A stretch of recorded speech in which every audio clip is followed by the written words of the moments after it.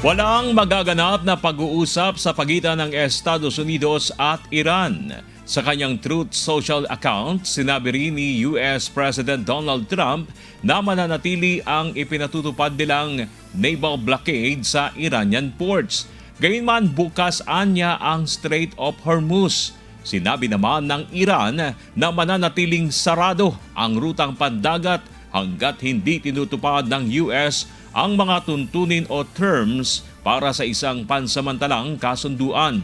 Bunsod ng tila lumalabong pag-asa na magkaroon ng resolusyon ang sigalot ng dalawang bansa. Umabot na sa pinakamataas na antas ang presyo ng langis sa pandaigdigang merkado mula noong Hulyo.